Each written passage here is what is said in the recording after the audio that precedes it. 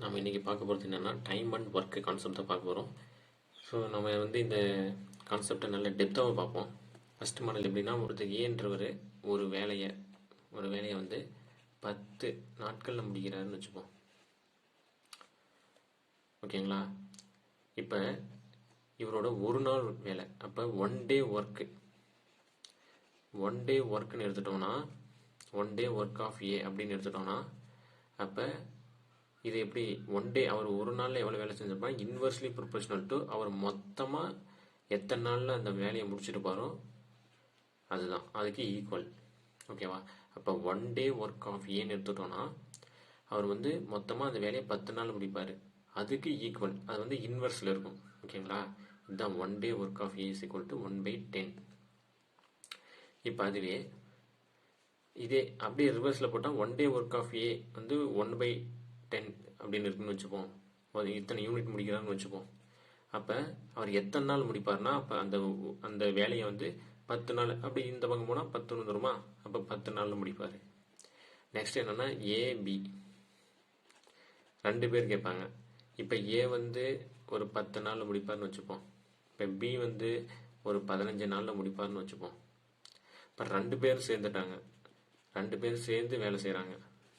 அப்போ அவங்க எத்தனை நாளில் முடிப்பாங்க அந்த வேலையை அப்படின்னு கேட்பாங்க. ஓகேங்களா?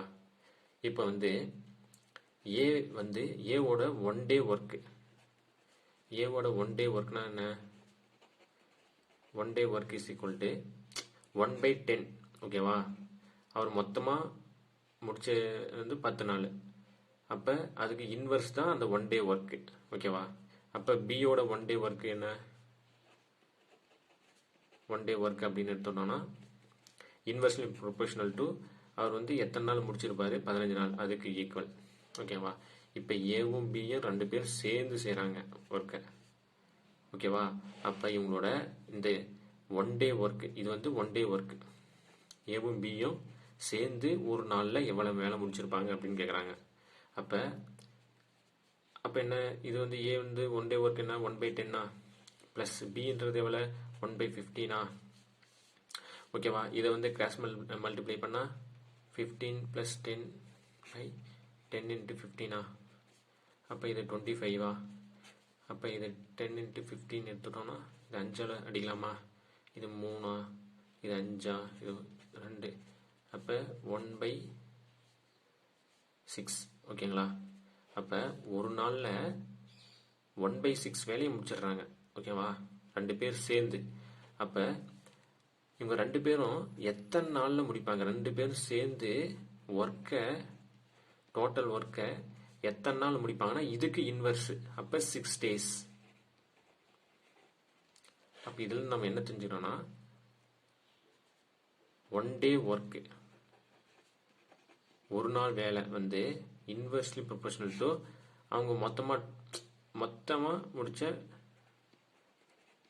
மொத்தமாக அந்த வேலையை முடிக்க எடுத்துக்கொள்ளும் நாட்கள்.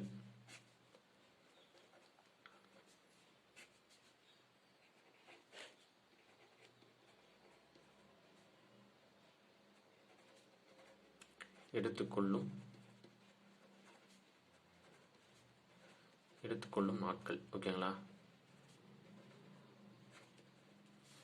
கொஞ்சம் ஸ்பீடாக எழுதுறதுனால கொஞ்சம் ஹேண்ட் ரைட்டிங்லாம் நல்லா இருக்காது, அட்ஜஸ்ட் பண்ணிக்கோங்க. நம்மளுக்கு கான்செப்ட் தான் முக்கியம். ஓகேங்களா? ஸோ இதை முடிச்சா, அப்போ இதுதான் பேஸ் ஃபார்முலா. ஒன் டே ஒர்க்குனா இன்வெர்ஸ்லி ப்ரொபோஷனல் டு அந்த மொத்த வேலையை முடிக்க எடுத்துக்கொள்ளும் நாட்கள். இப்போ ஏன்றவர் 10 நாள் முடிக்கிறாருன்னா, அப்போ ஒன் டே ஒர்க்குனா அதோட இன்வெர்ஸ். இப்போ பின்றது 17 நாள் முடிக்கிறாங்கன்னா 1/1. இப்போ ஏவும் பியும் சேர்ந்து செய்கிறாங்கன்னா, அப்போ 1/10 + 1/15. ஓகேங்களா? அப்போ இது ரெண்டையும் ஆட் பண்ணால் அவங்க ஒரு நாளில் இவ்வளோ யூனிட் செஞ்சிடுறாங்க, 1/6 பகுதி வேலையை முடிச்சிடுறாங்க. அப்போ மொத்தமாக டோட்டல் ஒர்க்கு அவங்க எத்தனை நாள் முடிப்பாங்கன்னா, இதோட இன்வெர்ஸ். ஓகேங்களா? அப்போ இதுதான் ஃபார்முலா. ஓகேங்களா? நெக்ஸ்ட் 3 பேர் வந்துடுறாங்க. இப்போ ஏ பி சி 3 பேர் வந்துடுறாங்க. இப்போ ஏன்றவர் ஒரு 5 நாளில் முடிக்கிறாரு, அதே பின்றவர் ஒரு 10 நாளில் முடிக்கிறாரு, சின்றவர் ஒரு 15 நாள் முடிக்கிறான்னு வச்சுப்போம். ஓகேங்களா? இப்போ இவரோட ஒன் டே ஒர்க்னா 1/5, இவரோட ஒன் டே ஒர்க்னா 1/10, இவரோட ஒன் டே ஒர்க்னா 1/15. ஓகேங்களா? இப்போ 3 பேர் சேர்ந்து வேலை செய்கிறாங்க. அப்போ இவங்களோட 1 டே ஒர்க்கு 3 பேர் சேர்ந்து செஞ்சால் அதோட 1 பை ஒர்க்னா 1/5 + 1/10 + 1/15. ஸோ இதை சால்வ் பண்ணால் ஒரு ஆன்சர் வரும். ஓகேங்களா? அதுக்கு இது சால்வ் பண்ணால் ஒரு ஆன்சர் வரும் சம்திங். ஓகேங்களா? அதுக்கு இன்வெர்ஸ் எடுத்தால் அதுதான் அந்த வேலையை முடிக்க அவங்க எடுத்துக்கொண்ட நாட்களோட எண்ணிக்கை. முன்ன சொன்ன அதே கான்செப்ட் தான். ஓகேங்களா? இப்போ வந்து ஏன்றவர் ஒரு வேலையை எக்ஸ் நாளில் முடிக்கிறாரு, பின்றவர் ஒரு வேலையை ஒய் நாளில் முடிக்கிறாரு, சின்றவர் ஒரு வேலையை இஜெட் நாளில் முடிக்கிறாரு. இப்போ ஏ ப்ளஸ் பி ப்ளஸ் சி இவங்களோட 1 டே ஒர்க்கு 1 டே ஒர்க்குன்னு எடுத்துட்டோம்னா நம்ம 1 டே ஒர்க்னா என்ன?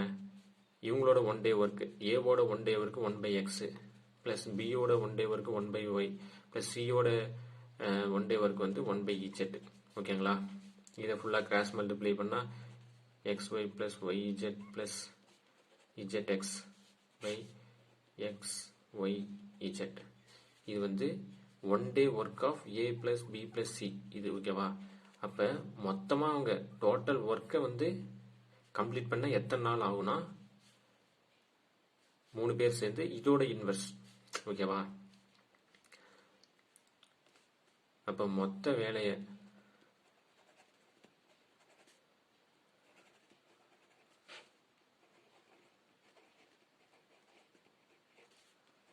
முடிக்க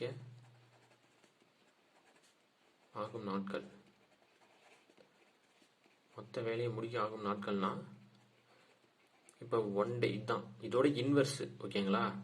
அப்போ A plus B plus C 3 பேர் சேர்ந்து மொத்த வேலை இன்னைக்குன்னா xyz by xy plus yz plus zx. இதுதான் ஃபார்முலா தனியாக நான் கொடுக்குறேன். ஸோ இதை நம்ம டெப்த்தாக அந்த கான்செப்டை புரிஞ்சுக்கணுன்றதுக்காக தான்.